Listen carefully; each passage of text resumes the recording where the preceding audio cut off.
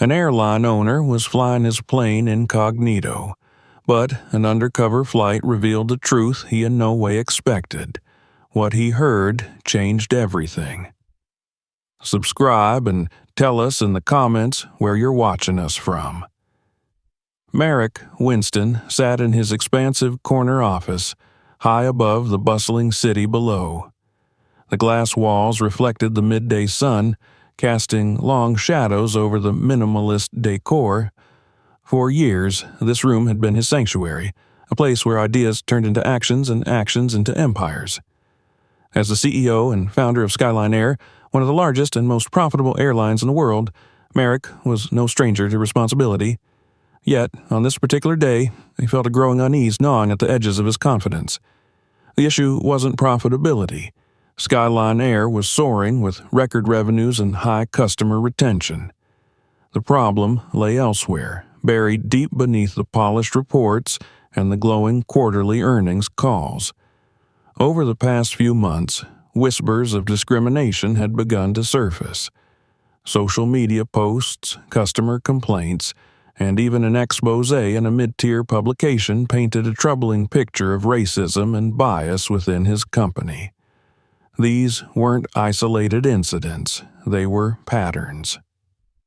Merrick had built Skyline Air on the promise of inclusivity. For everyone. Always.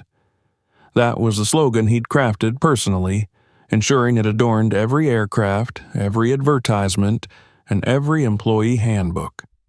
To see his company accused of betraying that ideal was both infuriating and deeply personal. The board of directors, however, had a different perspective. "Mr. Winston, this is just noise," Gregory Halston, his VP of Operations, had said during the last meeting. "These claims are baseless. You know how people exaggerate on social media." The other executives had nodded in agreement. Merrick, however, wasn't convinced. He had learned long ago that where there was smoke, there was often fire. But the reports he received from his senior staff painted a picture of perfection: seamless operations, high customer satisfaction scores, and a workforce that was happy and thriving.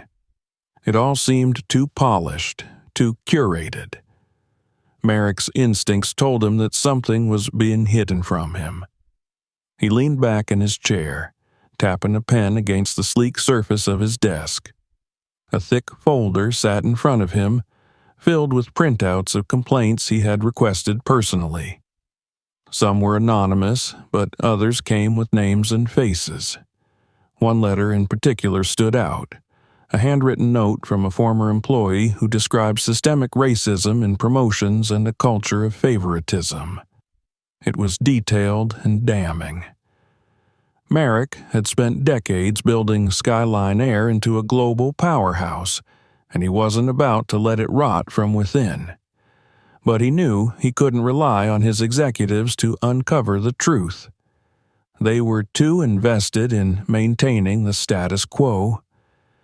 If he wanted answers, he would have to find them himself.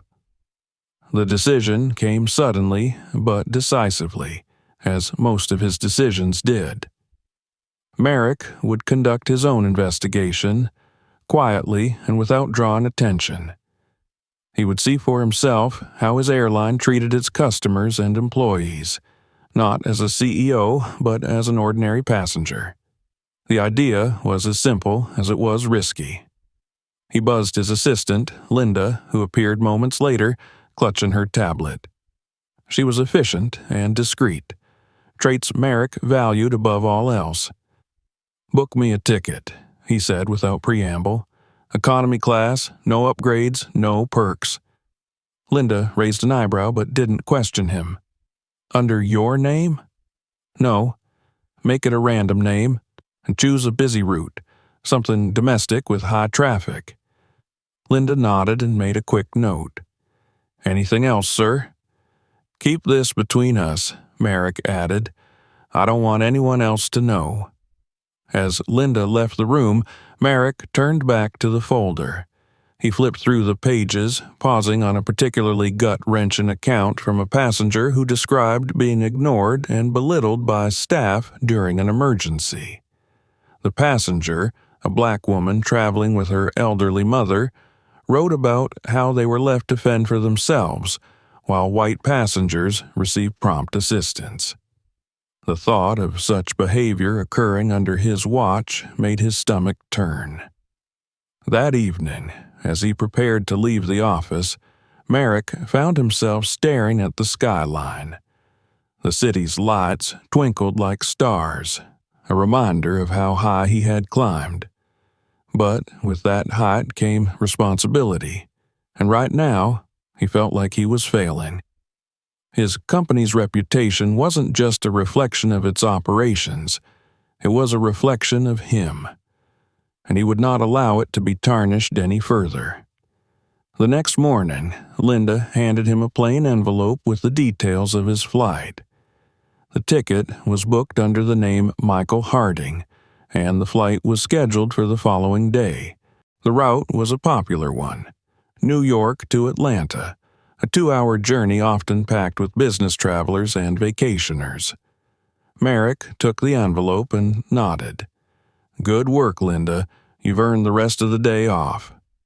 As he walked out of the office, he felt a strange mixture of anticipation and apprehension. This wasn't the first time he'd gone undercover to test his company, but it was the first time he felt truly uncertain about what he might find. That night, he packed a small carry-on bag, choosing simple, unbranded clothes that wouldn't draw attention. He looked at himself in the mirror, noting how different he appeared without his tailored suits and polished shoes. For the first time in years, Merrick Winston looked like just another passenger. The next morning, he arrived at the airport early, blending into the bustling crowds. The experience was surreal, walking through the terminal without being recognized, passing staff who didn't even glance at him. He felt an odd sense of liberation, but it was tinged with unease. If the reports were true, he was about to witness something he could never unsee. As Merrick waited in line to check in, he saw 2 black passengers ahead of him, a man in his 40s and a young woman who looked barely out of her 20s. They were speaking in hushed tones, their expressions a mix of frustration and exhaustion. Merrick couldn't hear what they were saying, but he noticed the way the staff interacted with them. The woman handed over her ID and ticket, only for the agent to scrutinize them for an uncomfortably long time. The man received the same treatment, despite his professional attire and calm demeanor. Meanwhile, white passengers breezed through the line with minimal interaction. Merrick's stomach tightened. This was exactly what he had feared. As he moved through the line, he resolved to watch closely, to document every detail. This wasn't just about protecting his company's reputation, it was about uncovering the truth and ensuring justice for those who had been wronged. When he finally boarded the plane, Merrick settled into his middle seat in the crowded economy section. Around him, passengers were busy stowing their luggage and settling in for the flight. The black passengers he had noticed earlier were seated near the back, in a row by the restroom. Their faces were unreadable, but Merrick could sense their discomfort. As the plane prepared for takeoff, Merrick leaned back in his seat and took a deep breath.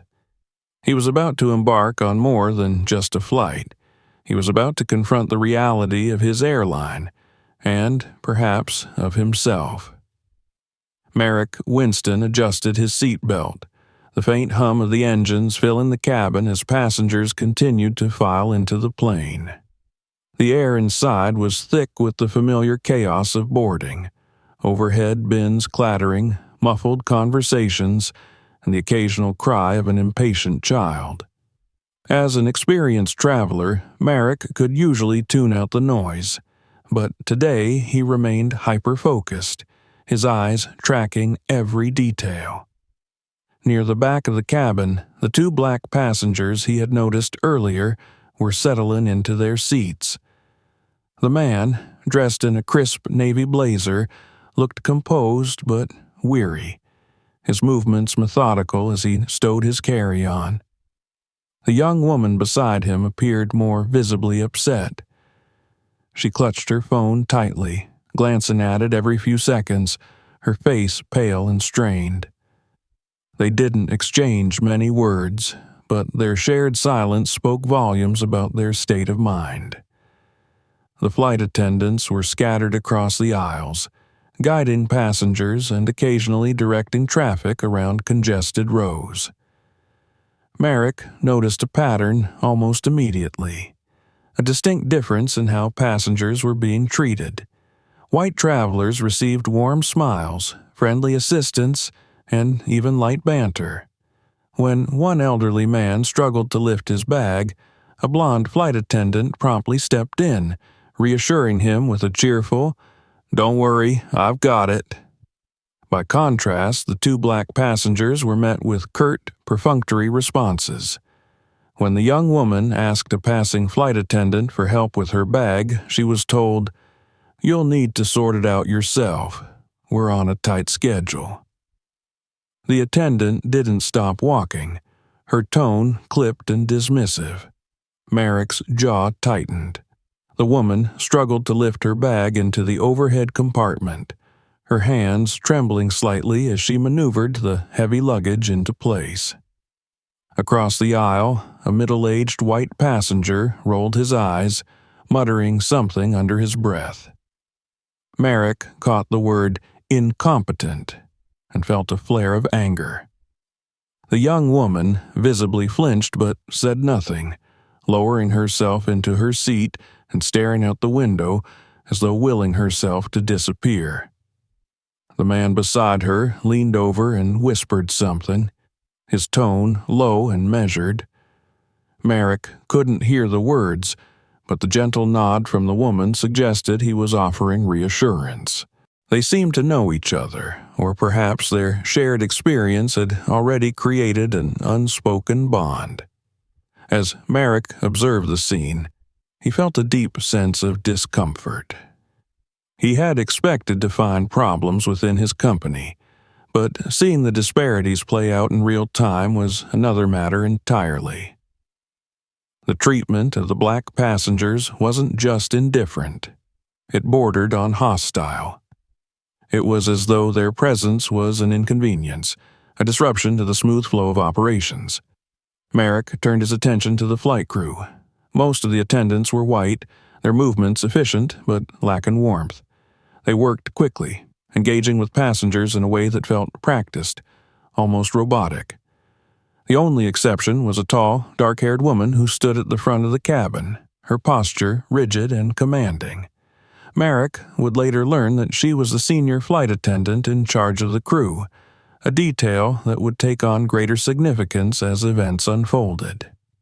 As the boarding process neared completion, Merrick noticed another troubling incident. The man in the navy blazer, who had been quietly observing his surroundings, pressed the call button above his seat. Moments later, the senior flight attendant approached with an air of impatience. "Yes?" she asked, her voice devoid of warmth. The man gestured toward the young woman beside him. "She's feeling unwell. Could we get some water, please?" The attendant's lips tightened into a thin line. "We'll be distributing drinks after takeoff," she said curtly. "You'll need to wait." The man frowned but nodded, clearly reluctant to press the issue. The young woman remained silent, her head bowed as she fidgeted with her phone. Merrick's fingers curled into fists. The interaction had been brief, but it revealed a level of disregard that left him seething. The final passengers boarded, and the cabin doors closed with a mechanical hiss. As the plane taxied to the runway, Merrick leaned back in his seat, his mind racing. He had already seen enough to confirm his worst suspicions, but he knew the flight had only just begun. If this was the standard experience for black passengers, how many others had endured similar treatment? How deeply entrenched was this culture of discrimination within his company? The engines roared to life, and the plane lifted off the ground, climbing steadily into the sky. Merrick glanced toward the back of the cabin, where the man in the navy blazer was quietly reassuring his companion. The young woman still clutched her phone, her knuckles white as she stared out the window. Merrick couldn't hear their conversation, but he could feel their frustration and pain. It was a reminder that this wasn't just a business problem. It was a human one. As the plane leveled out at cruising altitude, the flight attendants began their service. The senior attendant moved through the aisles with practiced efficiency, her demeanor cool and detached. Merrick noted how she seemed to avoid eye contact with the black passengers, her interactions with them brief and transactional. When she reached their row, the man politely requested a bottle of water for the young woman, but the attendant simply shook her head. "Water is only available in cups," she said, handing him a small plastic cup with barely 2 sips of liquid. She didn't wait for a response before moving on. Merrick's blood boiled. He had built Skyline Air on the promise of inclusivity, yet here he was, witnessing the antithesis of everything he stood for. The indifference, the subtle hostility, the blatant disparities in treatment, it was unacceptable. As he watched the service continue, Merrick made a silent vow. He would get to the bottom of this, no matter how deep he had to dig. His company's reputation was on the line, but more importantly, so was its integrity. This wasn't just about fixing a broken system. It was about making amends to the people who had been wronged. The rest of the flight passed in a blur of observation and reflection. Merrick took mental notes of every interaction, every microaggression, every missed opportunity for kindness. By the time the plane began its descent, he felt a heavy weight settle over him. The reality of what he had witnessed was both sobering and infuriating. As the plane touched down and taxied to the gate, Merrick remained seated, allowing the other passengers to disembark first. He watched as the 2 black passengers gathered their belongings and made their way toward the exit, their expressions a mix of relief and lingering frustration. The senior flight attendant didn't even glance in their direction as they passed. Merrick stayed behind, his mind racing with plans for what needed to happen next. This flight had confirmed what he already suspected, but it had also given him a renewed sense of purpose. He wasn't just the CEO of Skyline Air. He was its steward, and it was his responsibility to ensure that the company lived up to its ideals. As he stepped off the plane and into the terminal, Merrick felt a spark of determination ignite within him. This was only the beginning. Merrick Winston remained in his seat, his gaze fixed on the aisle as the flight crew moved about the cabin. The subtle hum of the engines seemed to amplify the tension he felt. The flight had only been airborne for 20 minutes, but it already felt like an eternity. Around him, passengers were settling into their routines, flipping through in-flight magazines, adjusting their seats, or pulling out laptops and tablets. Yet the air carried an undercurrent of discomfort, particularly near the back of the plane. The 2 black passengers, whom Merrick had been quietly observing since the gate, were clearly struggling. The young woman appeared pale and visibly unwell. Her body language was closed off, her shoulders hunched as if she were trying to make herself invisible. Beside her, the man in the navy blazer exuded quiet frustration, his attempts to provide comfort limited by the indifference of the crew. It started subtly, almost imperceptibly. The flight attendants ignored their call button when it was pressed. Merrick noticed it because he was watching for it, timing the response. For other passengers, the call button triggered an immediate reaction. A flight attendant would appear within moments, smiling and asking, "How can I help?" But for this row, there was only silence. The button's soft glow persisted until it finally went dark, unanswered. When the senior flight attendant passed by their row, the man tried again. He leaned slightly forward and politely said, "Excuse me, my friend isn't feeling well. Could we get some water, please?" The attendant stopped, her face a mask of professional detachment. "As I mentioned earlier, beverages will be served after takeoff. You'll need to wait." "She's feeling faint," the man pressed. His tone remained calm, but Merrick could sense the underlying urgency. The attendant's eyes flickered to the young woman for the briefest of moments before returning to the man. Her voice dropped slightly, the edge of impatience unmistakable. "I understand, sir, but we have procedures." She moved on without waiting for a reply. Merrick's fists clenched on the armrests of his seat.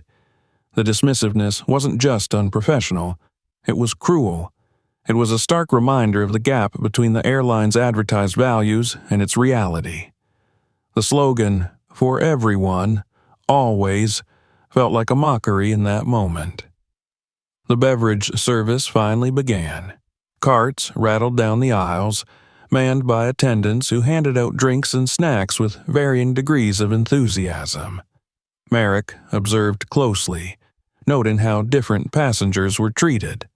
White passengers received friendly smiles and genuine engagement, while others, particularly the two black passengers, were met with apathy or thinly veiled impatience. When the cart reached the back of the plane, the young woman weakly asked for a bottle of water.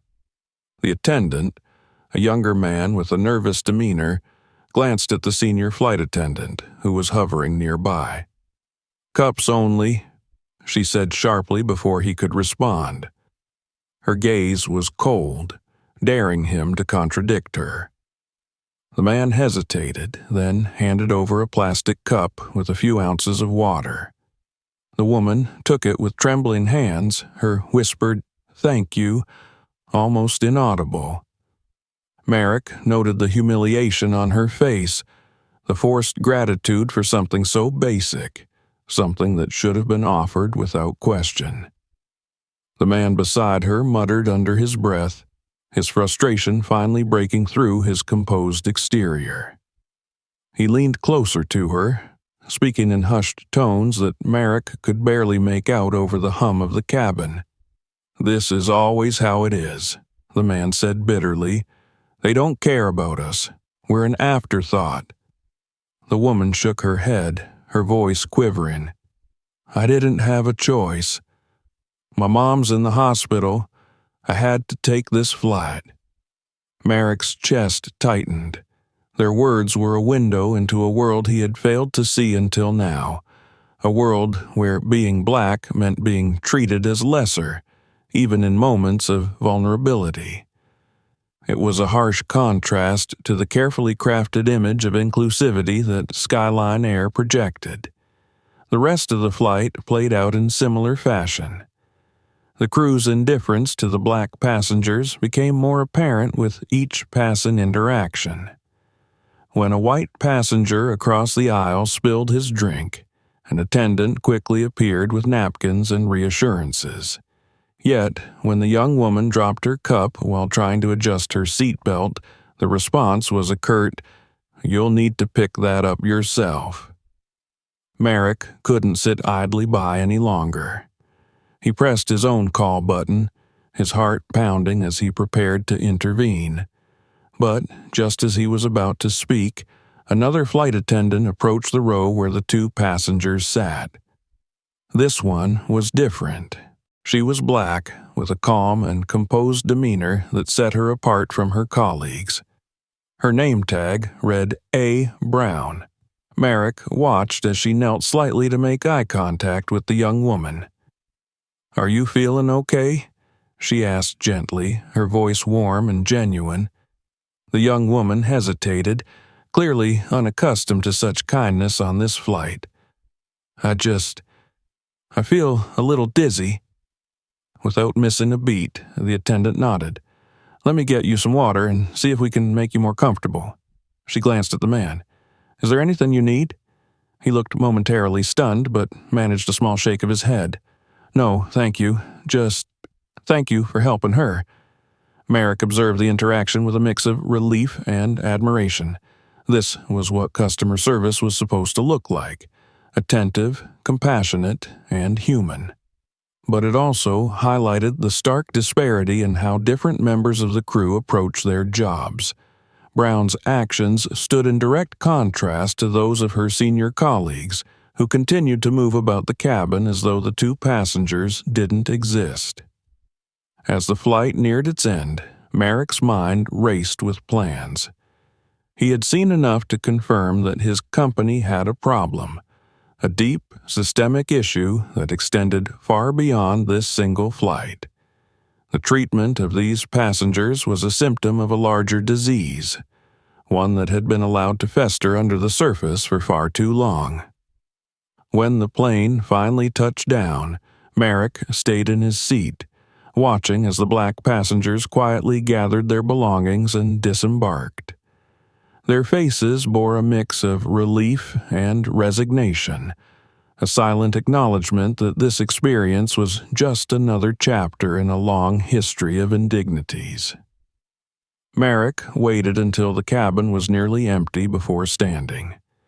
As he made his way to the exit, he passed A. Brown, who was helping an elderly passenger with his bag. She caught his eye for a brief moment and smiled.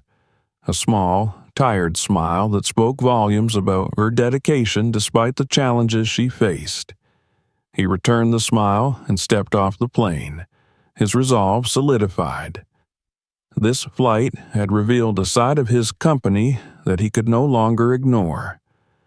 It was time to confront the truth, no matter how uncomfortable it might be. And it was time to act.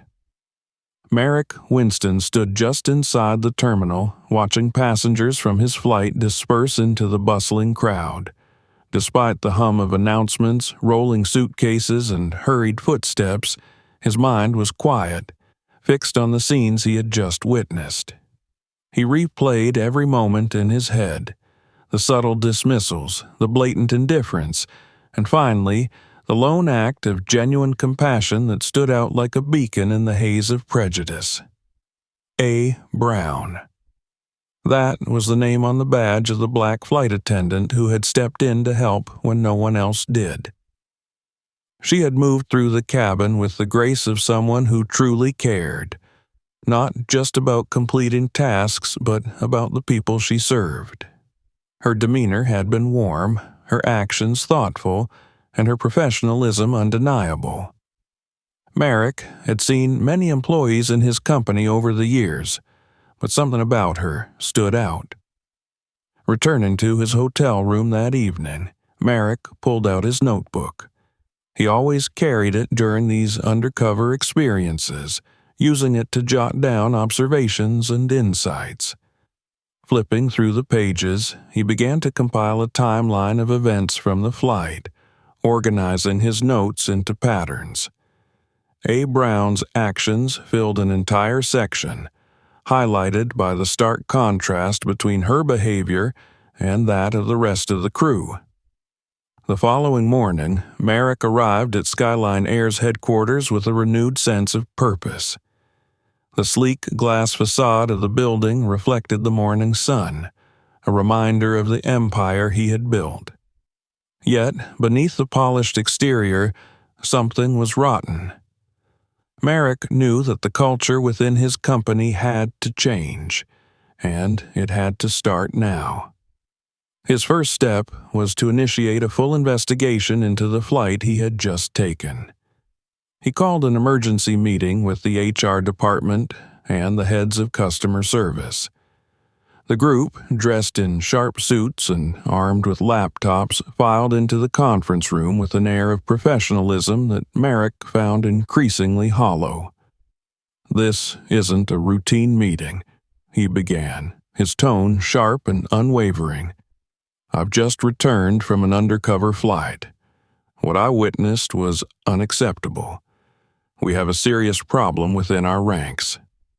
The room went silent. Eyes darted nervously, and a few people exchanged glances. Merrick continued, outlining in detail the incidents he had observed. The mistreatment of black passengers, the dismissive attitudes of the crew, and the glaring disparity in service quality. As he spoke, he noticed the discomfort in the room grow. "Let me be clear," Merrick said, his voice rising slightly. "This is not just about one flight. This is about a culture that has been allowed to fester unchecked. And I want answers." He assigned the HR team to conduct a full review of the staff on that flight, focusing on their performance records, complaints filed against them, and any patterns of discriminatory behavior. Merrick also requested a detailed report on A. Brown, emphasizing that her actions were the only redeeming part of an otherwise appalling experience. The meeting adjourned with a heavy air, but Merrick wasn't done. He wanted to understand more about A. Brown's background and what had led her to stand out so starkly from her peers.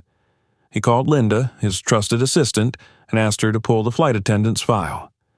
By the afternoon, Merrick was sitting at his desk, reading through Amanda Brown's employee profile. She had been with Skyline Air for over a decade. Her personnel file was filled with glowing reviews from passengers who praised her kindness, patience, and professionalism. Yet, despite her stellar record, she had never been promoted. Her salary was significantly lower than those of her peers, many of whom had less experience and far fewer accolades. There were notes in her file from past evaluations written by supervisors who dismissed her as too soft and not leadership material. Merrick's jaw tightened as he read these words. He thought back to the senior flight attendant on his flight whose leadership style had been cold and transactional. If that was the standard of leadership being rewarded, it was no wonder that the culture of the company had become toxic. Digging deeper, Merrick found several instances where Amanda had applied for promotions, only to be rejected without explanation. He noticed a troubling pattern.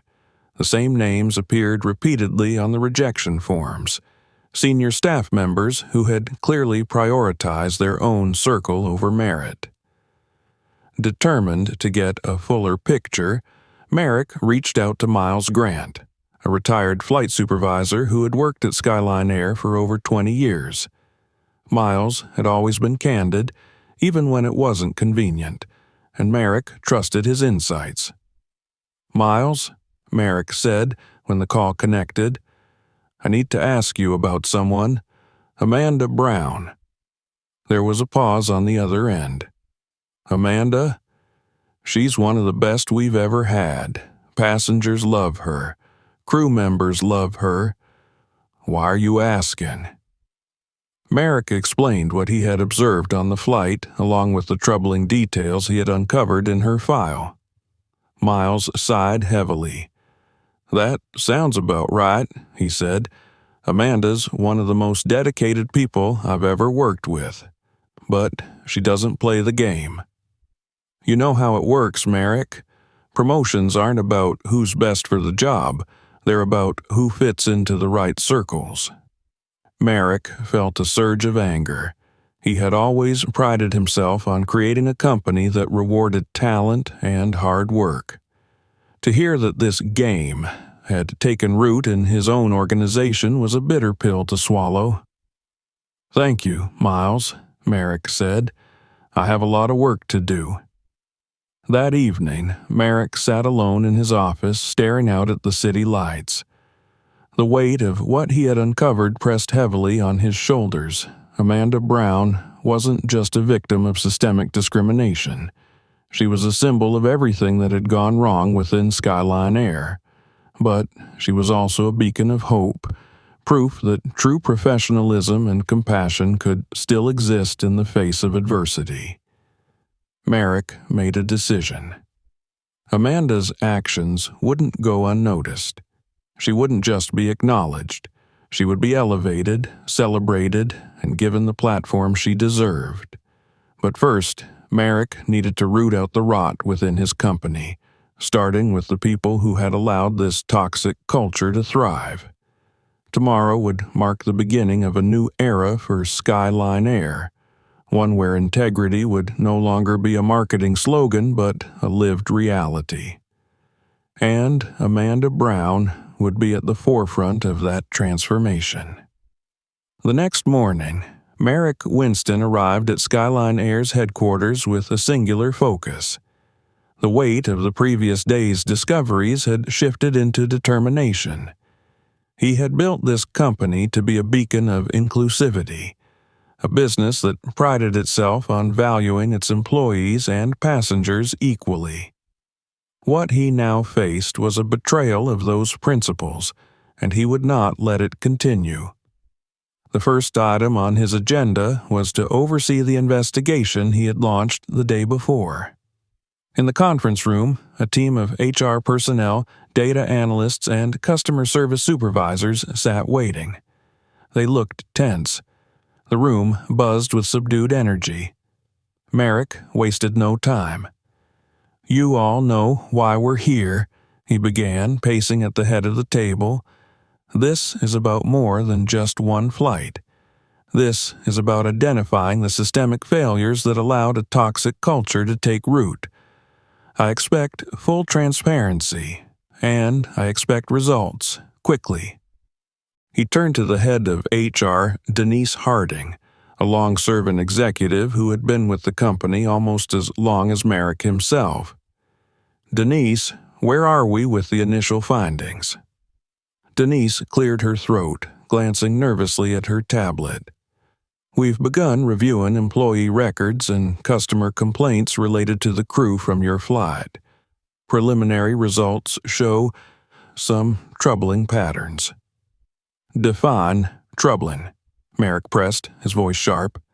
Denise hesitated, then tapped her screen to bring up a report on the large monitor at the front of the room. "There are multiple complaints filed against the senior flight attendant on your flight, Jessica Rogers. Most are from passengers of color, citing dismissive or unprofessional behavior. And yet, she's still in her position," Merrick said coldly. "Why?" Denise looked down, avoiding his gaze. Her performance reviews from supervisors are consistently positive. She's well connected within the organization. Merrick's lips tightened. Well connected was a euphemism he had heard too many times before. It signaled favoritism, the kind of backroom dealings that prioritized relationships over merit. "What about Amanda Brown?" Merrick asked, changing the subject. "What have we found about her?" Denise brightened slightly, clearly relieved to have a more positive topic to discuss. "Amanda has an exemplary record. Over 10 years of service, consistently high passenger satisfaction scores, and no complaints filed against her. However," she trailed off, glancing nervously at Merrick. "However what?" he demanded. "Her salary is significantly lower than average for her experience level," Denise admitted, "and she's been passed over for promotion multiple times. The reasons given in her file are vague at best." Merrick felt a slow burn of anger building in his chest. "Who made those decisions?" he asked, his tone dangerously calm. Denise hesitated again before responding. "Primarily Jessica Rogers and a few other senior crew members." Merrick nodded, his suspicions confirmed. Jessica Rogers wasn't just part of the problem. She was actively perpetuating it. "Denise, I want a full audit of every promotion and salary decision made in the last 5 years," Merrick said. If there's a pattern of discrimination, I want it documented, and I want to know exactly who's responsible." Denise nodded, though her expression was uneasy.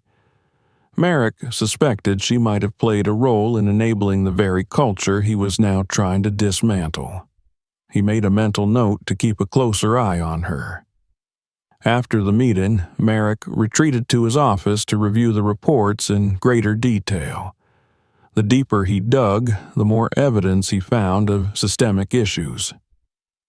Complaints from passengers of color were disproportionately ignored or marked as resolved without action. Employees like Amanda Brown, who consistently excelled in their roles, were blocked from advancement by a tight-knit group of senior staff who rewarded loyalty over competence. What troubled Merrick the most, however, was the human cost of these failures. Behind every statistic was a person who had been mistreated, undervalued, or ignored. Merrick thought back to the 2 black passengers on his flight, their faces etched with frustration and resignation. They weren't just numbers in a report. They were living proof of how far Skyline Air had strayed from its values. Determined to gain a fuller understanding, Merrick decided to take a more direct approach. He reached out to Miles Grant again, hoping the retired flight supervisor could shed light on the internal dynamics that had allowed this culture to flourish. When Miles answered, his voice was warm but tinged with weariness. "Merrick, I wasn't expecting another call so soon. What's on your mind?" "I need your insight," Merrick said, cutting straight to the point. "How did things get this bad? How did people like Jessica Rogers gain so much influence?" Miles sighed. "It didn't happen overnight. Jessica and her circle have been around for years, slowly consolidating power. They built a system where promotions are based on favoritism, not merit. If you're not part of their in crowd, you're out of luck." "And Amanda Brown?" Merrick asked. "Why has someone with her talent been overlooked for so long?" "Because she doesn't play their game," Miles said bluntly. "Amanda's the kind of person who puts her passengers first no matter what. She doesn't care about office politics, and she won't compromise her principles to fit in. That makes her a threat to people like Jessica." Merrick's grip tightened on the phone. "Thank you, Miles. You've been a big help." After ending the call, Merrick sat in silence for a long moment. Everything he had learned pointed to one conclusion: the culture of Skyline Air was fundamentally broken, and it was up to him to fix it. That evening, Merrick drafted a detailed action plan. It began with holding Jessica Rogers and her allies accountable, but it didn't stop there.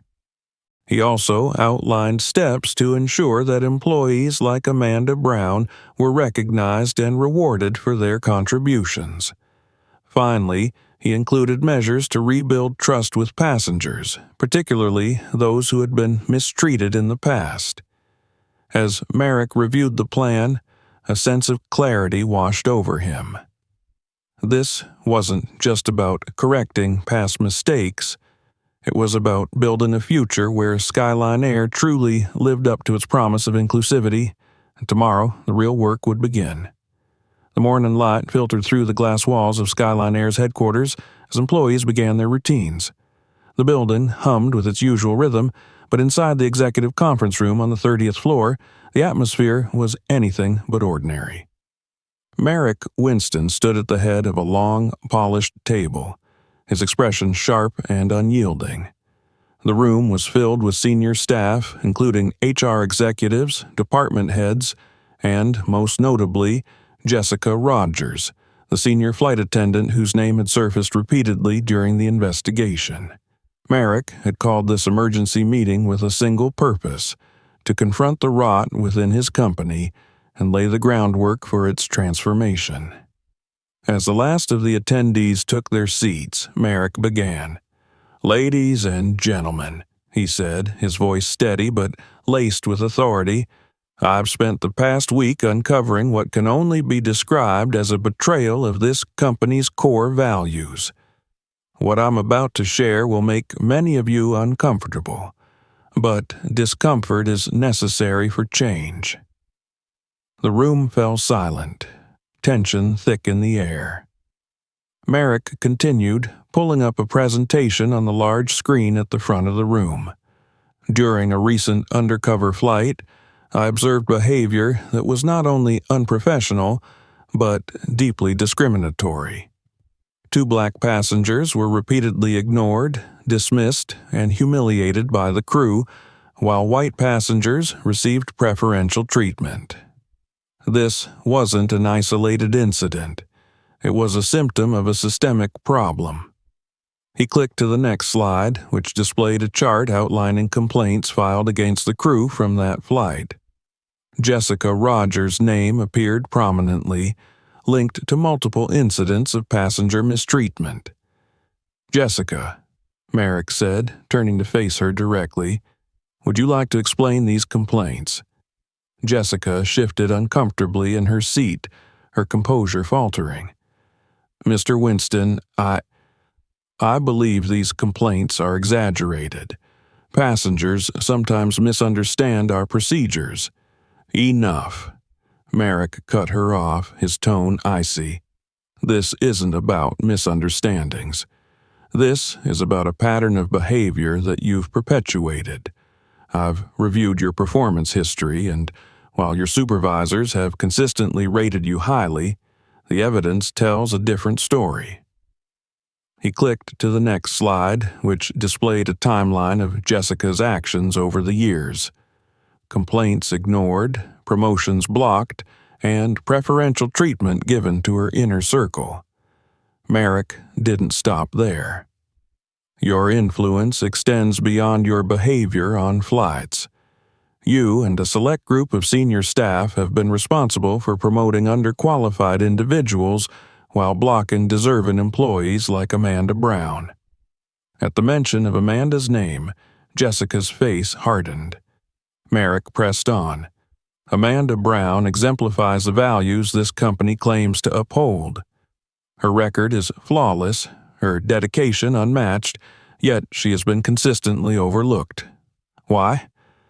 Jessica hesitated, searching for a response. She doesn't have the leadership qualities we look for," she finally said. Merrick raised an eyebrow, his patience thinning. "Leadership qualities? You mean the ability to dismiss passengers in need? To ignore complaints from people of color? Because if that's your definition of leadership, then it's no wonder we have a problem." The room remained silent, all eyes on Merrick as he delivered his verdict. "Jessica Rogers, effective immediately, you are relieved of your duties. Your actions have violated not only company policy but the trust of our passengers and employees." Jessica's face went pale. She opened her mouth to protest, but Merrick's steely gaze silenced her. Security personnel entered the room, waiting by the door. Jessica stood abruptly, her chair scraping against the floor. "This is ridiculous," she spat, but no one came to her defense as she left the room. Merrick turned his attention to the rest of the group. "This is just the beginning," he said. "I've initiated a full audit of promotions, salaries, and complaints from the past 5 years. Any evidence of favoritism, discrimination, or unethical behavior will result in immediate consequences." He paused, letting his words sink in. This company was built on the promise of inclusivity. Somewhere along the way, we lost sight of that.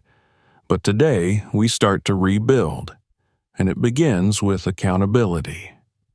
Merrick motioned to Denise Harding, the head of HR.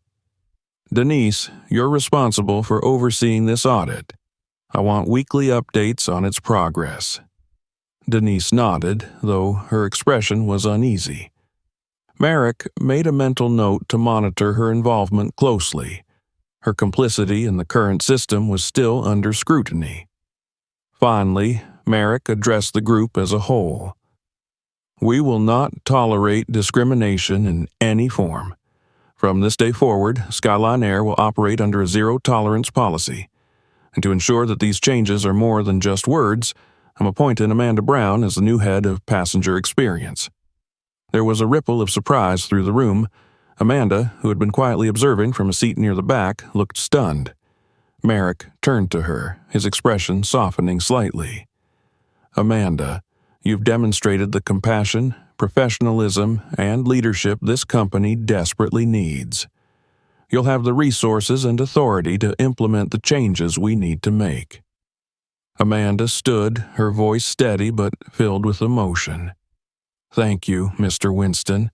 I promise I won't let you down. As the meeting concluded, Merrick felt a sense of resolve. The road ahead would be long, but this was the first step toward rebuilding Skyline Air into the company he had always envisioned. Amanda Brown's promotion was a beacon of hope, a sign that true leadership could rise from the ashes of a broken system. But Merrick knew the fight was far from over. There were still more layers of corruption to uncover, and more battles to fight. As he left the conference room, Merrick's mind was already on the next steps. This was no longer just about fixing his company. It was about ensuring justice for every passenger and employee who had been wronged. And he would not stop until that goal was achieved. The press conference was held in Skyline Air's grand atrium, a vast space with high ceilings and sleek, modern decor designed to impress. Today, however, the usual buzz of corporate pride was replaced by a tense anticipation. Rows of reporters filled the space, their cameras and microphones aimed at the podium where Merrick Winston was about to speak. Behind him stood a large screen displaying the company's logo and its tagline, "For everyone, always." Merrick stood just behind the curtain, straightening his tie as he prepared to address the room. This wasn't just another corporate announcement. It was a moment of reckoning. Over the past week, he had uncovered enough evidence to confirm what he already suspected. Skyline Air had failed to live up to its own ideals. The systemic discrimination within the company wasn't just a PR issue. It was a betrayal of everything he had built. And now, the world was watching to see how he would respond. The murmurs of the crowd quieted as Merrick stepped up to the podium. His expression was grave, his tone measured but firm. He looked directly into the cameras, knowing that his words would reach not just the room full of journalists, but millions of people around the world.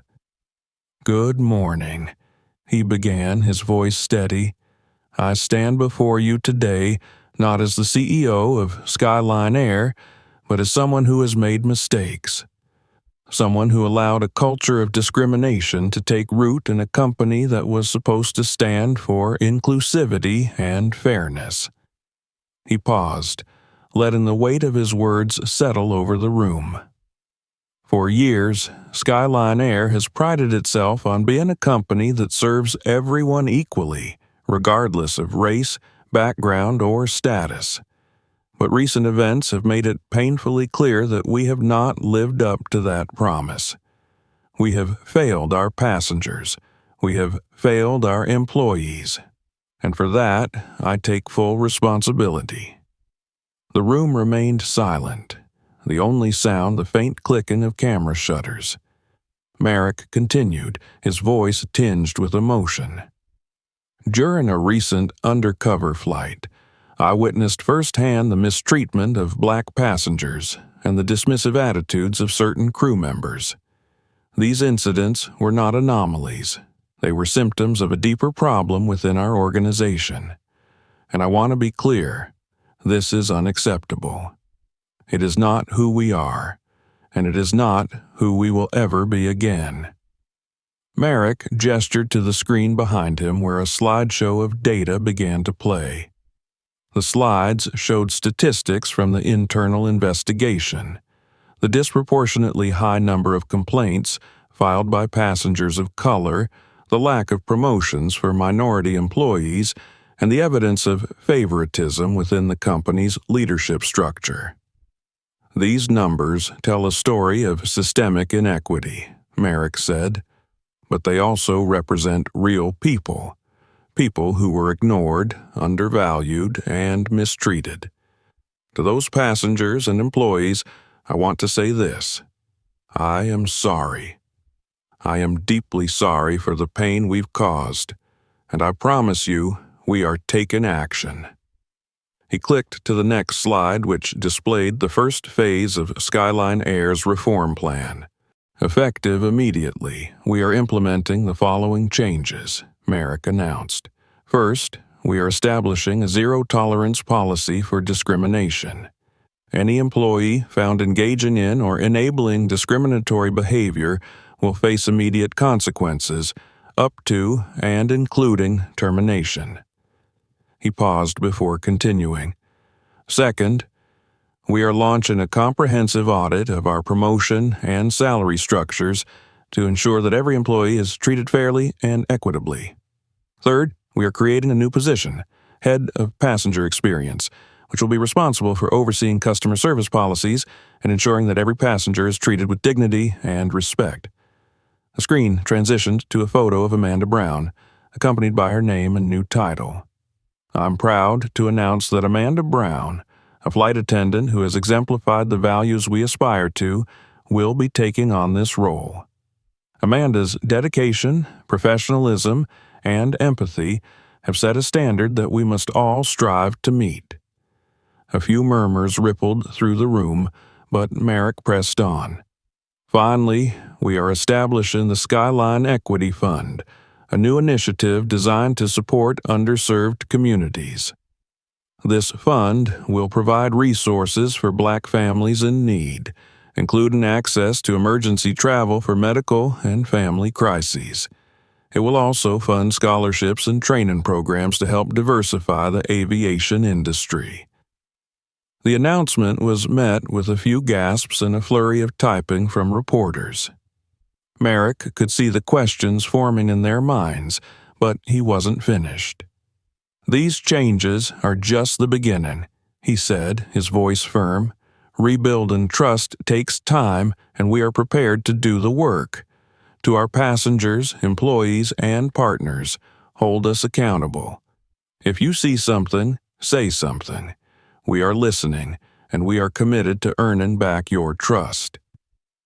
Merrick stepped back from the podium, opening the floor to questions. Hands shot up, and the room buzzed with energy. The first reporter, a sharp-eyed woman in the front row, stood and asked, "Mr. Winston, how can we be sure these changes aren't just a PR stunt? What guarantees do you have that they'll actually make a difference?" Merrick met her gaze. Accountability begins at the top. I have personally overseen every step of this reform plan, and I will continue to monitor its implementation. We are also bringing in third-party auditors to ensure transparency and fairness.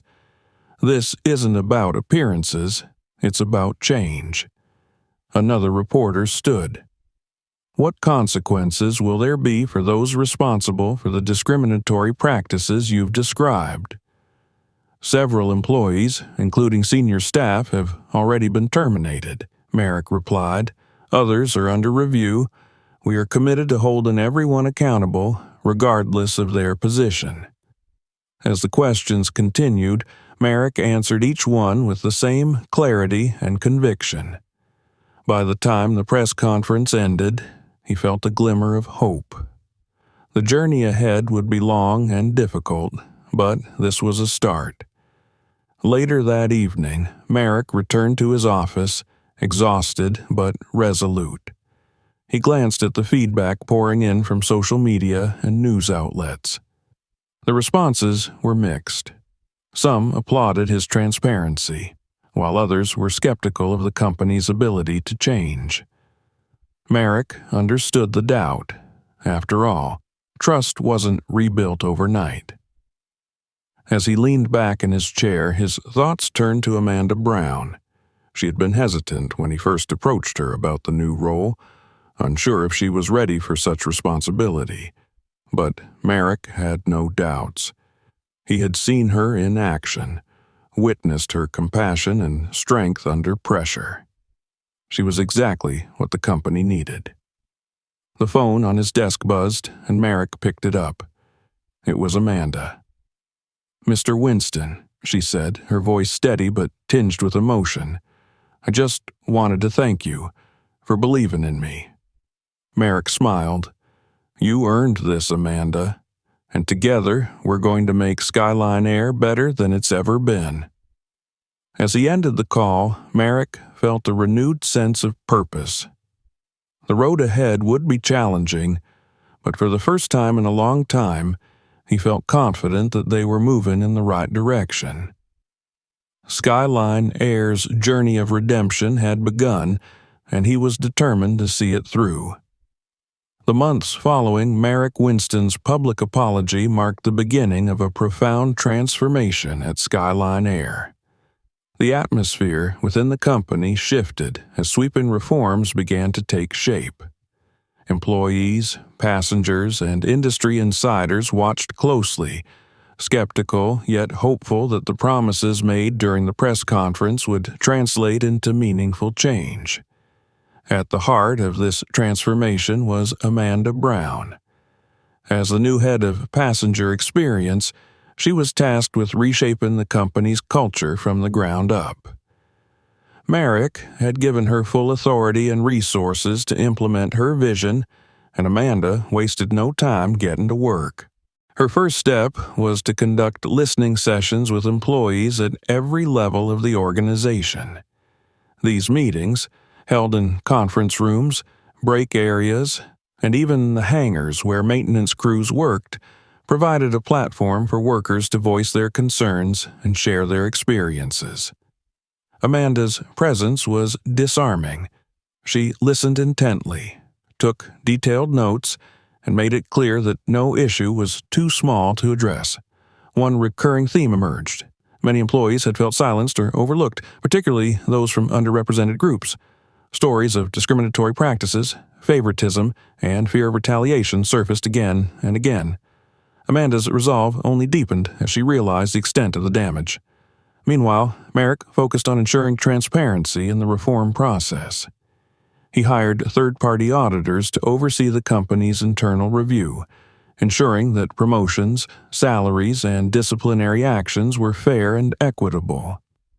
The audit revealed troubling disparities, including significant pay gaps and a pattern of biased hiring practices.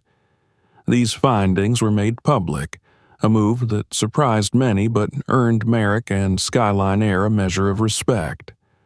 Amanda introduced new policies designed to foster inclusivity and fairness.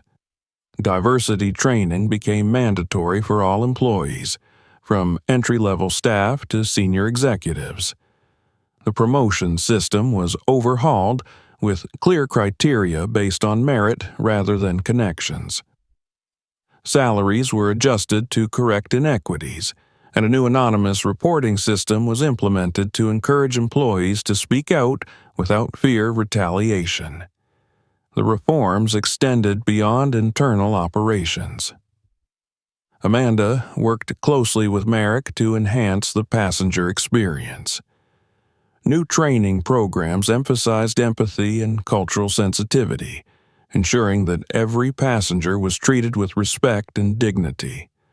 Flight attendants and ground staff were empowered to make decisions that prioritized customer well-being, a stark departure from the rigid procedures that had previously stifled compassionate action. One of Amanda's most ambitious initiatives was the launch of the Skyline Equity Fund. True to Merrick's promise, the fund provided emergency travel assistance to underserved communities, including Black families facing medical crises or other urgent situations. The fund also offered scholarships for aspiring aviation professionals from underrepresented backgrounds, helping to diversify the industry as a whole. Despite these efforts, resistance persisted. Some employees resented the changes, viewing them as unnecessary or unfair. A small but vocal group of senior staff openly criticized Amanda's leadership, accusing her of being too idealistic. Merrick dealt with these dissenters swiftly, making it clear that there was no room for anyone unwilling to embrace the company's new direction. One particularly tense moment came during a board meeting when a veteran executive questioned the financial impact of the reforms. "These initiatives are costly," he argued. "How do we justify this to our shareholders?" Merrick's response was firm. "The cost of inaction is far greater. Our reputation, our integrity, and the trust of our passengers are worth far more than the short-term profits. If you can't see that, then perhaps this isn't the company for you." The boardroom fell silent, and the executive did not press further. As the weeks turned into months, the results of the reforms began to show. Passenger satisfaction scores rose steadily, driven by improved service and a more welcoming atmosphere on flights. Complaints of discrimination dropped sharply, and employees reported feeling more valued and empowered in their roles. The changes weren't just cosmetic, they were transformative. One day, Merrick decided to visit the airport unannounced to see the impact of the reforms firsthand. He walked through the terminal, observing the interactions between staff and passengers. The difference was palpable.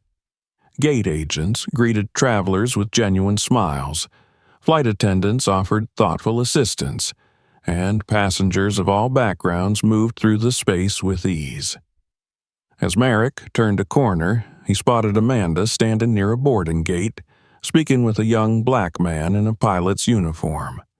The man looked nervous but determined, and Amanda's encouraging demeanor seemed to put him at ease. Merrick approached just as the man thanked Amanda and walked away. "Another success story?" Merrick asked with a smile.